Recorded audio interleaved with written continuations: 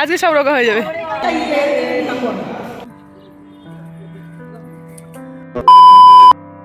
Guys welcome back to my channel. আশা করি তোমরা সবাই ভালো আছো, আমিও খুব ভালো আছি। হাই, আমরা বেড়াতে যাচ্ছি।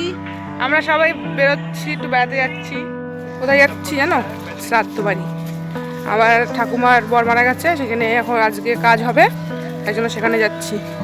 সে কল্যাণী, অনেক দূর আমাদের এখান থেকে যেতে অনেক টাইম লাগবে, 3-4 ঘন্টা লাগবে আমাদের এখান থেকে যেতে। কিছু করার নেই, যেতেই হবে, সবাই মিলেই যাচ্ছি। শ্রাদ্ধ হচ্ছে কালকে, কারণ একদিন আগে না গেলে এই দিনের দিন যাওয়া সম্ভব না, একটা দূর যেহেতু।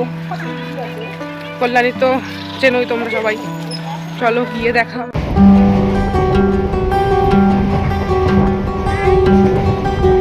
আর এদিকে দেখো আমরা সবাই ট্রেনে উঠে পড়েছি, আর আমার বোন তোমাদেরকে সবাইকে হাই করে দিল। আর ট্রেনের মধ্যে অল্প কয়েকজন লোক ছিল, আমি ভাবলাম এত ভিড় হবে ট্রেনে, কি আর বলবো। এবার আমরা কল্যাণী স্টেশনে প্রায় 1.5 ঘন্টা মতো বসেছিলাম ট্রেনের অপেক্ষায়। কিছুই ভালো লাগছিল না, এতক্ষণ কি অপেক্ষা করা যায় তোমরাই বলো।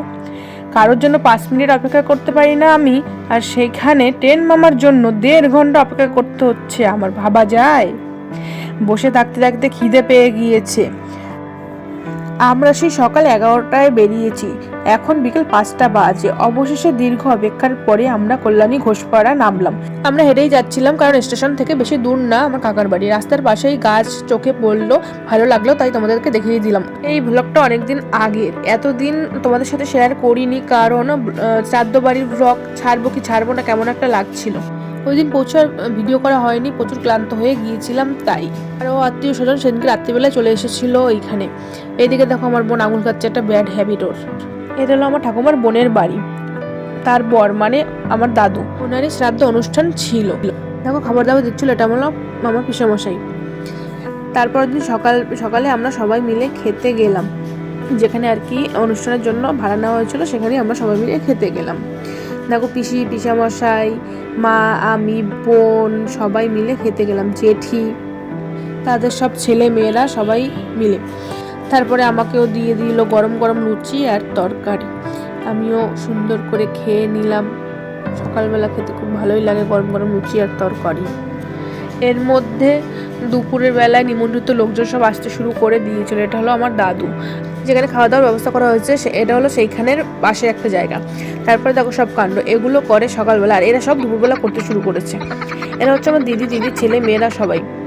এইদিকে দুপুরে খাওয়া দাওয়া মানে শ্রাদ্ধ বাড়ি খাওয়া দাওয়া শুরু হয়ে গিয়েছে। আর এরা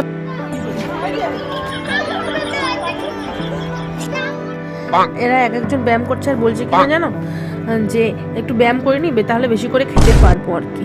কি হাসি কথা, তাই না? আর এদিকে শ্রাদ্ধ অনুষ্ঠানে খাওয়া দাওয়া সব শুরু করে দিয়েছে, আমার দিদি বৌদি সবাই খেতে বসে গেছে ওরা। আর আমার ভিডিও করতে জন্য কেমন একটা লাগছিল, কারণ শ্রাদ্ধ বাড়িতে ভিডিও করাটা কেমন একটা লাগে না, তাই না বলো?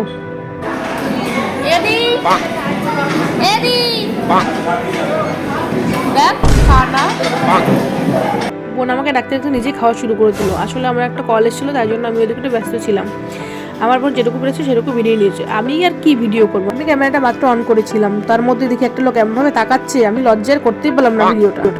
আমরা খাওয়া দাওয়া শেষ করে সামনে ছিল সতীমায়ের বাড়ি, সেখানে আমরা চলে গেলাম। সতীমার বাড়ির কথা তোমরা তো প্রায় সবাই জানো। আমরা যেহেতু বিকেলবেলা গিয়েছি, তাই মন্দিরে তেমন লোকজন ছিল না।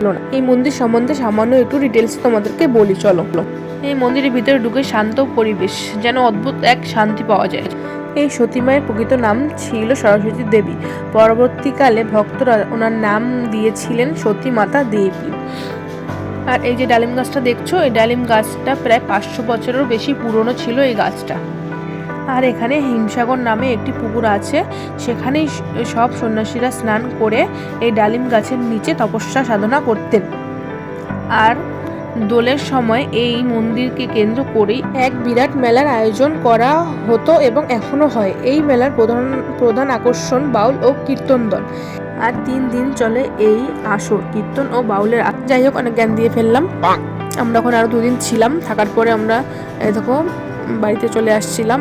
মা জেঠি ঠাম্মা কাকা মিলে সবাই মিলে একটু কথা বলে নিচ্ছিল, কারণ আমরা চলে আসছিলাম তাই আমি দাঁড়িয়ে দাঁড়িয়ে শুনছিলাম। কাকা বলছিল থেকে যা। আর এই হলো সেই হিমসাগর পুকুর, এর পাশেই আমার কাকার বাড়ি। আমরা বাড়ি চলে যাচ্ছি। তোমাদের ভিডিওটা ভালো লাগলে অবশ্যই লাইক কমেন্ট শেয়ার করে দিও, আর সবাই সুস্থ থেকো। পরের ব্লগে আবার তোমাদের সাথে দেখা হবে।